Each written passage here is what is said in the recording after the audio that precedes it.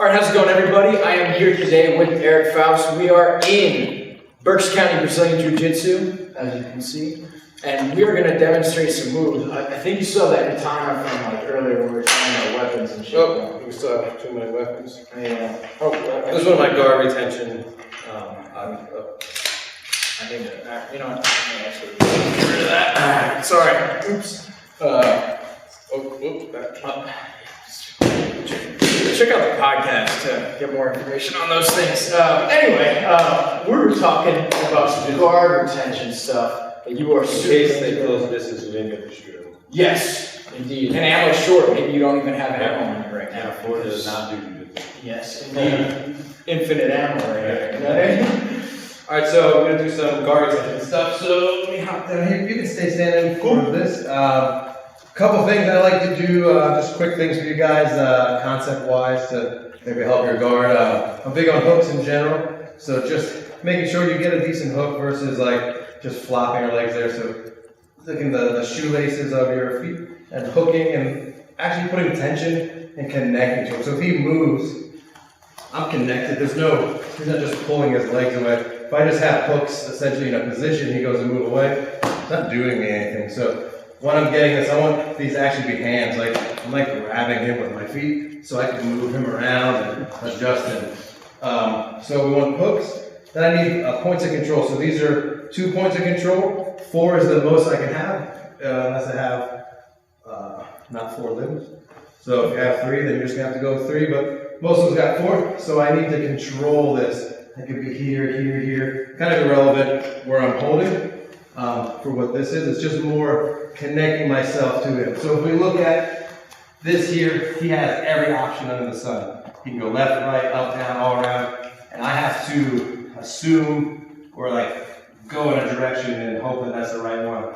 If I put one connection, another, and I start putting all these things together, if he goes to move now, I have some sensory of where he's going. He's not pulling me around, he's not walking without me, so anything he does, I'm involved in. Versus if I just have one, he starts to move.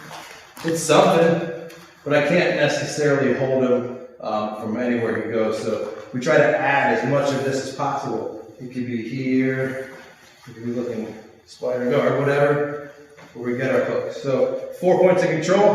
1, 2, 1, 2, 3, 4. Not so much worried about where they are, just getting some connection and stopping him from being able to move. The next thing I like to do, so if you can think about when he moves or counters what you're doing, so I get my 4 points of control, or maybe 3, maybe 2, whatever the best I can get. So now what I like to do is think about when he moves, he wants to move his body, so say he moved this foot or whatever. He can move it wherever he wants. So now he comes back. What I want to do is stay connected. I use this analogy or concept of moving the person an inch one direction or another more than they want. So if I go here and I'm holding him, he starts to move. He goes and puts his foot there. I move it a little bit. Now his foot's here. He goes to move again. Now I move him just enough over and over again until he runs out of the ability to move on his own. So he wants to go, say, over here or something. Boom, no problem. So now I'm like, I don't want that to happen. So as he steps, I'm going to move. So we come back up. Think about, as this foot's moving here, I'm connected to it. I'm going to pull it just a little bit farther than he wants. Same with, say you're on your knees. We can do this from down here. So I'm here, and his shoulder's here. So I want to move him.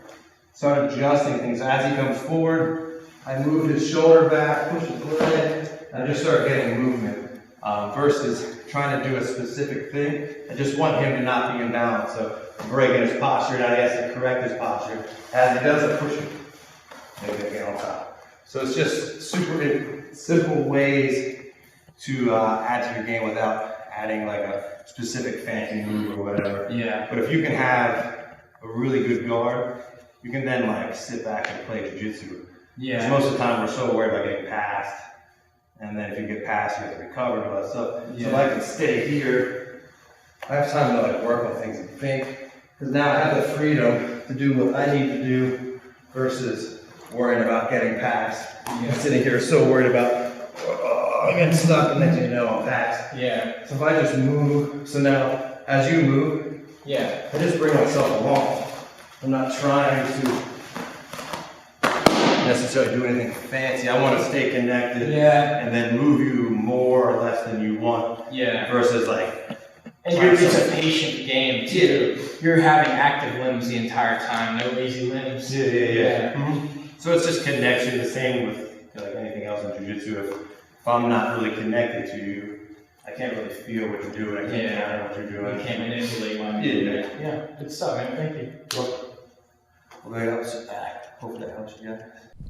So if you can see how square this is, they call it Glock knuckle. So you get Glock knuckle. like, from having this, and this just cuts into your hand and gets Yeah. sore.